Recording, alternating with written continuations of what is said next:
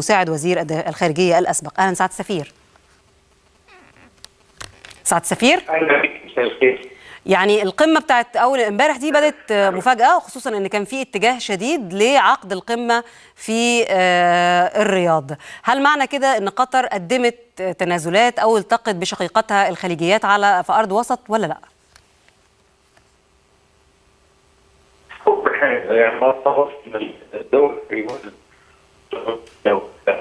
عفوا الصوت مش واضح يا فندم، الصوت مش واضح. سعادة السفير، في مشكلة في الصوت، احنا هنحاول نتصل بحضرتك مرة تانية. تاني بأكد ان البيانات اللي خرجت بتتكلم عن عودة السفراء وعن انعقاد القمة القادمة في الدوحة. هذه القمة عقدت بناء على وساطة قادها أمير الكويت الشيخ صباح الأحمد الصباح. مفترض أن القمة الخليجية هتشهدها الدوحة في الشهر المقبل.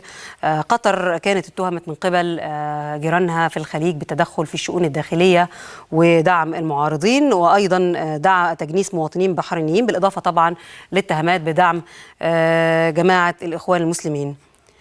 معايا على الهاتف سعادة السفير حسين هريدي مساعد وزير الخارجية الأسبق. سعادة السفير أهلا بحضرتك. اهلا، مساء الخير يا فندم. سعادة السفير، أولا يعني لو حاولنا إن احنا نفهم البيان اللي صدر وخلفياته وكواليسه، هل معنى كده إن تم احتواء الغضب الخليجي من قطر؟ هل قطر قدمت تنازلات فيما يتعلق بتدخلها في أمن الخليج بحسب ادعاءات الدول الخليجية جيرانها في هذا الموضوع؟ طبعا عودة القرار، عودة السفراء السفير السعودي والسفير الاماراتي والسفير البحريني الى الدوحة يدل ان كل مطالب هذه الدول تم الاستجابة اليها بشكل كبير.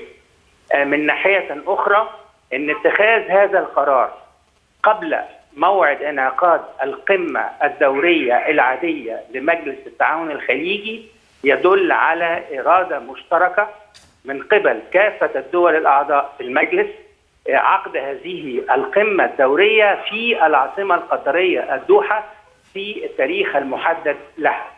وطبعا في بعض الأمور التي لم يتم حسمها، لكن هذه أمور ربما تدخل في نطاق التفاصيل ولا تدخل حضرتك في نطاق المبادئ أو المطالب الأساسية اللي كان تقدمت بها كل من الرياض وابو ظبي والمنامة. هل كانت مصر هي الغائب الحاضر في هذا اللقاء؟ هل يعني تتصور حضرتك ان تم التطرق لموضوع دعم قطر لجماعة الإخوان المسلمين والاستهداف الإعلامي للنظام المصري وتسمية قناة الجزيرة القطرية لما حدث في مصر بأنه انقلاب؟ هل تتصور ان هذه المسائل تم طرحها ولا تم التغاضي عنها من قبل دول الخليج؟ لا، حضرتك كما تعلمين يا فندم ان من ضمن الموضوعات الخلافية اللي فجرت في مارس الماضي هذا الخلاف الخليجي هو كيفية التعامل مع ثورة 30 يونيو وما ترتب عليها من تطورات سياسية. وطبعا ان قطر ان يتم يتخذ هذا القرار بعودة السفراء، اعتقد ان الحكومة القطرية قدمت ما يكفي من او تجاوبت بما بالقدر الكافي بحيث انه الدول الثلاثه اللي ذكرناها تكون راضيه عن هذا. والمعلومات المتوفره ان الحكومه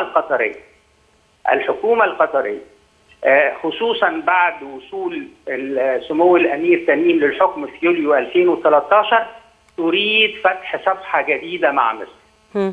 وانا يعني هل في يعني اي تعبير عن حسن النوايا مفترض تقديمه في الفتره القادمه تحديدا تجاه مصر؟ أنا أعتقد رأيي الشخصي يا مدام منى إنه هذه المصالحة الخليجية وانعقاد قمة دول مجلس التعاون الخليجي في الدوحة حسب ما كان مقرر دوت بيصب في صالح مصر بطريقة مباشرة. كيف؟ لأنه هذا يدل إن الخليج، دول مجلس التعاون الخليجي بكامل أعضائها يقفون وقفة الرجل الواحد في أو وراء دعم مصر أولا، وثانيا وراء الحرب التي تشنها مصر على الإرهاب.